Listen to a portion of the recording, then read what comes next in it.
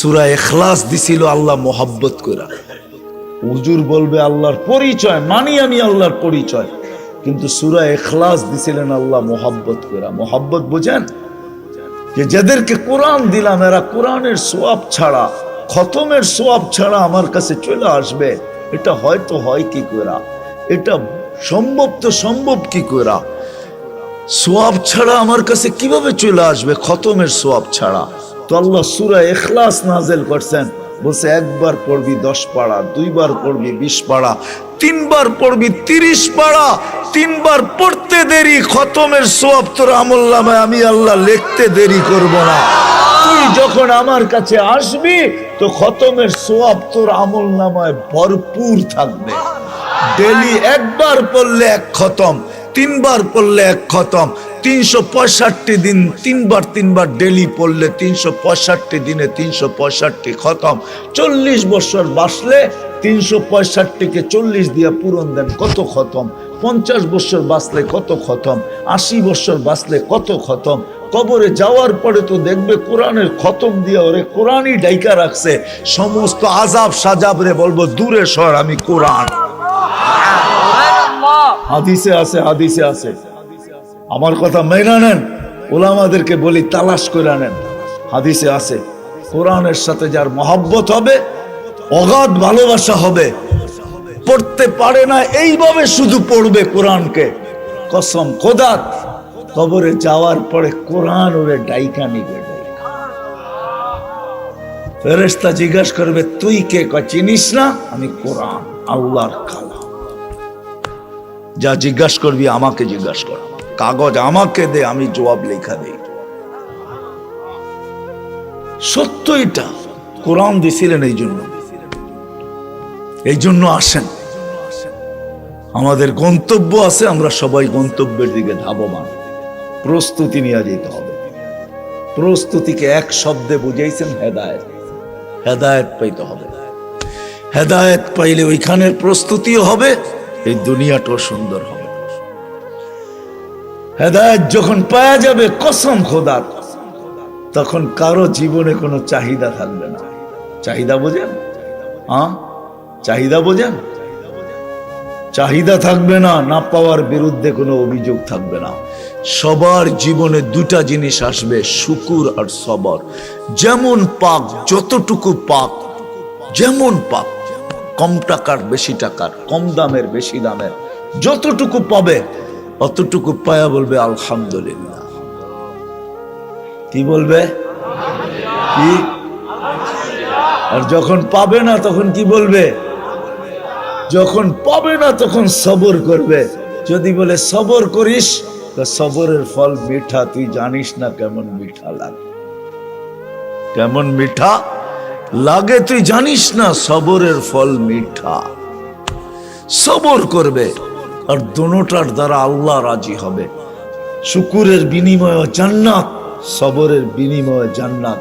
প্রত্যেক করে যদি দুটা জিনিস চলে আসে, আর দুটা জিনিস যদি বাহির হয়ে যায়, চাহিদা যদি বাহির হয়ে যায়, অভিযোগ যদি বাহির হয়ে যায়, যে কোনো অভিযোগ নাই, না পাওয়ার বিরুদ্ধে কোনো অভিযোগ নাই, পাওয়ার জন্য কারো কোনো চাহিদা নাই, পাইলো যখন শুকরিয়া আদায় করলো, যত টাকারই পাইলো, বাপ দিতে পারলো তো আলহামদুলিল্লাহ বলল। কত দামের দিল, কোন ব্র্যান্ডের দিল, কোন কোম্পানির দিল, কেমন দিল, এটা দেখলো না, পাইলো তো আলহামদুলিল্লাহ বলল, না পাইলো তো সবর করলো। দেখেন প্রত্যেকের ঘর জান্নাত হবে, জান্নাত। দুনিয়াও সুখের হবে, সুখ। হায় আপনারা অজয় পাড়াগায় গ্রামে থাকেন, আপনাদের এখানেও সুখ নাই। আপনারা বলেন আমরা গুলশানে থাকি না এই জন্য সুখ নাই। গুলশানে যারা থাকে ওদেরও ঘরে সুখ নাই। যদি সুখ থাকতো তাহলে নিজের পিস্তল নিজের মাথায় লাগায়া গুলি কেন করত? গুলি কেন করত? নিজের টাকার রশি কিনা গলায় লাগায়া কেন চলে যেত? গুলশানেও সুখ নাই, বাড়ি দ্বারায়ও সুখ নাই। দেখতে দেখা যায় সুখী, ওইখানেও যায় দেখেন আগুন জ্বলে। ওইখানেও সুখ নাই, অজয় পাড়াগায়ও সুখ নাই, কোথাও এখন সুখ নাই। কেন? হেদায়েত নাই। আসেন হক্কানি আলেমদের আল্লাহ ওয়ালাদের পিছে চলি, এদের কথা মতো চলি, প্রস্তুতি হয়ে যাবে, দুনিয়াও সুখী হবে, আখেরাতেরও সুখে হবে। কি রাজি? এই জন্য প্রথমে অতীতের জন্য তওবা করতে হবে। তওবা করতে রাজি? বলেন আমার সাথে, আল্লাহ তওবা করলাম। মনের থেকে তো নামান নামান বুঝেন, কিন্তু মনের থেকে না হইলে আব্দুল কাদের জিলানী রহমতুল্লাহের কথা সত্য হবে। বলবে লিসানুকা মুমিন কলবুকা মুনাফিক। তোর মুখ তো সত্যবাদী, কিন্তু দিলটা তোর মুনাফিক। দুটা এক হইতে হবে। আর যদি তওবা মনের থেকে করতে পারেন, পিছেরটা মাফ। এটা আল্লাহর ওয়াদা আছে, ফাইন তাবু ফানা হাবিবুহুম। তওবা করতে দেরি মনের থেকে, আল্লাহ বলে তোকে বন্ধু বানাইতে দেরি করি না। যদি মজমা মনের থেকে করতে পারে, সবাই বলতে পারে আমি আল্লাহর বন্ধু। আল্লাহর কথা সত্য। আল্লাহ তওবা। আগামীর জন্য প্রস্তুতি নিতে হবে, আগামীর জন্য প্রস্তুতি। আর সবচেয়ে বড় প্রস্তুতি, হেদায়েতের সবচেয়ে বড় নিদর্শন। হেদায়েতেরও নিদর্শন আছে, সবচেয়ে বড় নিদর্শন হইল 5 ওয়াক্ত নামাজ। কি 5 ওয়াক্ত মানেন? ওয়াদা করতে পারেন যে আজকের থেকে নামাজ ছাড়বো না? কে কে পারেন দেখি? আল্লাহ কবুল করুন। আপনাদের ওয়াদায় আপনারা পাক্কা হন। ওয়াদায় পাক্কা তো আল্লাহ পাক্কা। আল্লাহ ফল দিবে। শুধু শুধু বলেন নাই, ইদা সালুহা সালুহা সাইরুল আমাল। নামাজ ওকে, জিন্দেগি ওকে, নামাজ কমপ্লিট, জীবন কমপ্লিট। এই জন্যই তো আমি বলি, এই উম্মত যদি কিছু না করতো, 5 ওয়াক্ত নামাজ পড়তো, তাহলে পাখির মতো আল্লাহ আমাদেরকে পালতেন। ওয়াহমুর আহলাকা বিসসালাত ওয়াস্তাবির আলাইহা লা নাসআলুকা রিজকান নাহনু নারযুকুকা ওয়াল আকিবাতু লিত-তাকওয়া। শুধু নামাজ পড়তো। 5 ওয়াক্ত নামাজ যদি উম্মত পড়তো, তাহলে বিজয়ের ঝান্ডা সব সময় আমাদের বাড়ির উপরে কুদরতি ভাবে উত্তোলিত থাকতো। সত্য এটাই, যদি 5 ওয়াক্ত নামাজ পড়তো। এই জন্য যুবকদেরকে বলবো, বিশেষ করে আজকের থেকে নামাজ ছাড়বো না। ওয়াদা পাক্কা তো? আর একটা কথা বলবো, প্রথম তো বলেই দিছি, হক্কানি আলেমদের পিছে চলেন, এদের সাথে সম্পর্ক জোড়েন, ভালোবাসা রাখেন, এদের কথা মতো চলেন, এদের থেকে জিজ্ঞাসা করে করে চলেন। সব তো মানতে পারবেন না, এটাও সত্য, কিন্তু সীমারেখা দিয়া গেছেন আল্লাহ রাসূল। 100 ভাগের 10 ভাগ মানলেও চলবে। লাউ উমিলা উশরামা উনসিলা বিলানাজা। 100 ভাগের 10 ভাগও যদি মানো, তো আল্লাহ নাম্বার দিবে 110 দিবে না। প্রত্যেকটাকে 10 গুণ করে 100 নাম্বার দিবে, 100তে পাস করাবে। যদি এতটুকু না পারি, তো আল্লাহ রসুল আরো নামায়া দিয়া গেছেন, কমায়া দিয়া গেছেন, ছাড় দিছেন, মূল্য ছাড়, হ্রাস দিয়া দিছেন। বলছে এক সময় আসবে, লাউ তামাসসাকা বিসুন্নতি, একটাও যদি মাইনা ওটাতে জ্বলতে জ্বলতে কবর পর্যন্ত পৌঁছতে পারে, 100 শহীদের সওয়াব হবে। এই জন্যই তো আমি বলি, হায় আমার সমাজের যুবক যদি জীবনে একবারও আল্লাহ রসুলের স্টাইলে চুল কাটতে পারতো, আল্লাহ রসুলের স্টাইলে চুল, আল্লাহ রসুল যেমন বলছে, কাইটা যদি বলতো যে আমি জীবনে একবার কাইটা রেখা দিতেছি, কিয়ামতের দিন অবশ্যই দেখা হবে, ওই দিন আমি বলবো আপনার স্টাইলে একদিন চুল কাটছি, কি দিবেন দেন। কিন্তু আফসোস, আমার সমাজের যুবক তো আল্লাহ রসুলের স্টাইলে চুল কাটতে চায় না, কমসে কম চুলটা এটাও তো কাটতে চায় না, রসুলের সুন্নতের উপরে চলতে চায় না।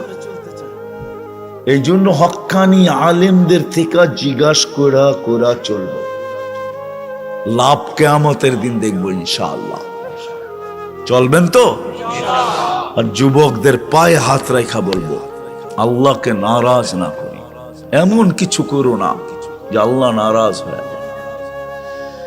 আল্লাহ যদি নারাজ হয়ে যায়, তাহলে লানত কিন্তু তোমার পর্যন্ত থাকবে না। ইদা উসিতু গাদিবতু, আল্লাহ বলে আমি যদি নারাজ হয়ে যাইত আমি রাগ হই।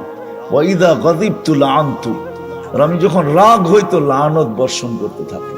ওয়াল লানাতু তাবলুগু সাবআন মিনাল বালাদ, 7 জেনারেশন পর্যন্ত পৌঁছবে। এই জন্য তোমাদের পায়ে হাত দিয়ে বলি আল্লাহকে নারাজ করো না। এমন কিছু করো না যে আল্লাহ নারাজ হয়ে যায়। আল্লাহ নারাজ হয়ে যায়। কসম খোদার, আমি 2-4টা তোমাদেরকে দেখাই। সারা বৎসরে এরকম কিছু পর্ব আসে যেগুলা তোমরা করে বেড়াও। আল্লাহ কোন দিন নারাজ হয়ে যায়, কোন দিন নারাজ হয়ে যায়, জমিন রে হুকুম দিয়া দেয়, লাউ আমারতুল আরদা লাবতালাআত কাফি বাতনিহা, জমিনকে হুকুম দিয়া দিবে। 2 দিন আগে মনে হয় দিয়া দিছিল, যার কারণেই তুর্কির মতো দেশ এখন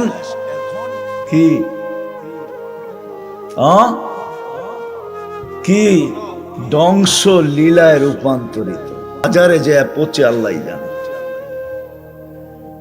কয় হাজারে যে পচে আল্লাহ জানে। এখন পর্যন্ত পুরা উদ্ধার শেষ হয় নাই, চলতেছে, ঠিক না? আল্লাহ আমাদের উপরে নারাজ না হয়ে যায়। এমনি তো 24 ঘন্টা নারাজই করি। নারাজই করো যুবক, 24 ঘন্টায় নেটে দেখতে থাকো আর মজা নিতে থাকো, ঠিক না? নারাজ তো হয়ই। প্রত্যেক ঘরে টেলিভিশন চলতেছে, প্রত্যেক 4 দোকানে টেলিভিশন চলতেছে, চ্যানেল পরিবর্তন করতেছে, দোকানদার দেখতেছে কে বেশি খায়। ও যদি বলে এই চ্যানেল বন্ধ করে ওই চ্যানেল চালু করো, 100-র উপরে চ্যানেল চলতে থাকে সারা দিন, ঠিক না? এমনি তো নারাজ করার কত অবস্থাই আছে, কিন্তু কিছু তো বৎসরে আসে। তোমাদের পায়ে হাত দিয়া বলি 14 তারিখ আসতেছে, আল্লাহকে নারাজ করো না। করবা? হ্যাঁ, কে অঙ্গীকার করতে পারো? যুবকদেরকে বলতেছি পায়ে হাত রেখে আল্লাহকে নারাজ করো না, নামাও। যদি আল্লাহ নারাজ হয়ে গেল, আমাদের দেশও 7.8 আসছিল ভূমিকম্প, যেটা 2 দিন আগে তুর্কিতে আসছে। এটা ঠিক 5-7 বছর আগে 31st নাইটের পরের দিন আসছিল, কিন্তু আমাদের দেশে কোনো বিপর্যয় ঘটে নাই। আল্লাহ যদি নারাজ হয়ে গেল, চলতেছে কথা চলতেছে, আমাদের দেশেও নাকি আসবে 9 নম্বর ভূমিকম্প। কালকেই দেখলাম। আমি তো আল্লাহর কাছে দোয়া করি, আল্লাহ আমাদের দেশে আনেন ভূমিকম্প, কিন্তু কোনো বিপর্যয় ঘটায়েন না। আপনি দেখায় দেন যে এই দেশের মাটির সাথে আপনার ভালোবাসা আছে। এই দেশের মানুষ এখনো, হ্যাঁ আলহামদুলিল্লাহ, সুম্মা আলহামদুলিল্লাহ, এরকম পরিবেশ দুনিয়ার কোথাও আমি পাই নাই, যে রাত অবধি মাটিতে বসা শীতের ভিতরে আল্লাহর রসুলের কথা, আল্লাহর ইশক দিলের ভিতরে নিয়ে শুনে। এরকম দেশ আমি দুনিয়াতে খুব কম পাইছি, পাই নাই। ওই দেশ একমাত্র বাংলাদেশ। হতে পারে এই ভালোবাসার কারণে আসলেও আল্লাহ আমাদেরকে বাঁচায় দিবে, কিন্তু বাড়তি নারাজ আল্লাহকে না করবা। ওয়াদা পাক্কা? আল্লাহ আমাদেরকে আমল করার তৌফিক দান করেন। কেউ উঠাউঠি করবো না, বয়ান চলতে থাকবে। সর্বশেষ আল্লাহর পক্ষ থেকে আল্লাহ আমাদেরকে সিন্নি দিবে। সিন্নি বোঝেন? সিন্নি বোঝেন? অনেক ওয়াজে আছে না, শেষে সিন্নি দেয়, হ্যাঁ, পোটলা দেয়, পোটলা প্যাকেট দেয়। আল্লাহ একটা প্যাকেট দিবে, যেটা দেখা যাবে না, বলা আছে ইরজিউ মাগফুরান লাক। আল্লাহ বলবে মাফ করে দিবে আমাদেরকে, মাফের প্যাকেট দিবে, আর বলা দিবে গুনার জায়গাগুলা নেকি দ্বারা পরিপূর্ণ। ওইটা নিয়ে এখান থেকে উঠবো ইনশাআল্লাহ। ওয়াদা পাক্কা? কে হাত উঠাইতে পারেন দেখি?